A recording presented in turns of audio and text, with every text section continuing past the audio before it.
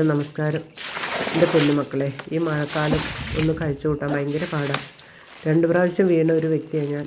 ഇനിയും വീഴാതിരിക്കാൻ വേണ്ടി മുറ്റത്തെ പായലൊക്കെ ഒന്ന് വൃത്തിയാക്കുകയാണ്. അപ്പോൾ ഞാൻ വിചാരിച്ചു നിങ്ങളോടൊന്ന് ഷെയർ ചെയ്യാമെന്ന്. നിങ്ങളെല്ലാവരും നമ്മുടെ എത്ര ചെറിയ മുറ്റാണെങ്കിലും നമുക്ക് പായലുണ്ടാവും കേട്ടോ. വീഴാതെ ഇതേപോലെ കുമ്മായോ ബ്ലീച്ചിങ് പൗഡറോ ഒക്കെ ഇട്ട് നന്നായിട്ട് കുറ്റിച്ചൂലും കൊണ്ടൊക്കെ അടിച്ച് കഴുകി വൃത്തിയാക്കിയിടണേ.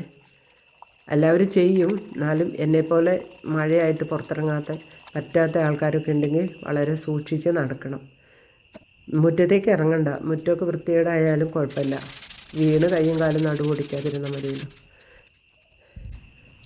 ഞാനത് ബ്ലീച്ചിങ് പൗഡർ കുറച്ച് വെള്ളത്തിൽ കലക്കിയിട്ട് എല്ലാ സ്ഥലത്തോടെയും ഒഴിച്ച് കുറച്ച് നേരം കുറ്റിച്ചൂല് കൊണ്ടൊക്കെ അടിച്ച് നിങ്ങൾ കാണുന്നുണ്ടല്ലോ.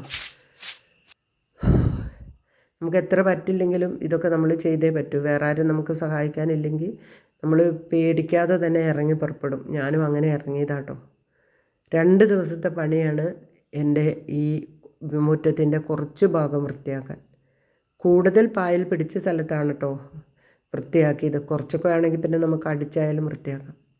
തലേദിവസം നമ്മൾ ഇതൊക്കെ ഇട്ട് ഒഴിച്ച് ഒന്ന് അടിച്ച് എല്ലായിടത്തും ആക്കിയിട്ടു.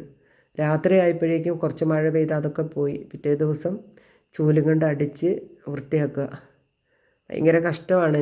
എൻ്റെ കഷ്ടം കണ്ടിട്ട് ദൈവം പറയാറില്ലേ, നമ്മളെ കഷ്ടപ്പെടുമ്പോൾ ദൈവം മനുഷ്യനായിട്ട് അവതരിക്കുമെന്ന്. അപ്പോൾ എൻ്റെ അടുത്ത വീട്ടിലെ കൊച്ചു വന്നിട്ട് എന്നെ സഹായിച്ചു തന്നു.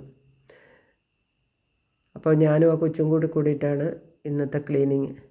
അപ്പോൾ നടക്കാനുള്ളൊരു വഴി മാത്രം നന്നായിട്ടാകട്ടെ എന്ന് പറഞ്ഞിട്ട് കമ്പിച്ചകിരി ഇട്ടിട്ട് പാവം കൊച്ച് വൃത്തിയാക്കുകയാണ്.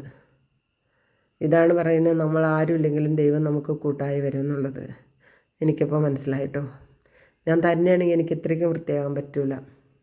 പിന്നെ ഞങ്ങൾ പൈപ്പ് പിടിച്ച് വെള്ളമില്ല, ഇന്ന് കറണ്ടില്ല, അത് ഓർത്തില്ല. ഒരു പൈപ്പൊക്കെ എടുത്തുകൊണ്ട് വന്ന് ചെയ്ത് വെള്ളമൊക്കെ അടിച്ചു കഴിഞ്ഞപ്പോഴാണ് കറണ്ടില്ലല്ലോ എന്ന് ഓർത്ത്. അപ്പോൾ അധികം വൃത്തിയാക്കാൻ പറ്റിയില്ല, അപ്പോഴേക്കും നിർത്തി. പിന്നെ ഞാൻ ചെരുപ്പില്ലാതൊക്കെ ഒന്ന് നടന്നു നോക്കി, പെട്ടെന്ന് വീഴുന്നുണ്ടോ എന്ന് നോക്കി. അപ്പം ഇല്ല, ഒരു 80% പായലൊക്കെ പോയിട്ടുണ്ട് കേട്ടോ.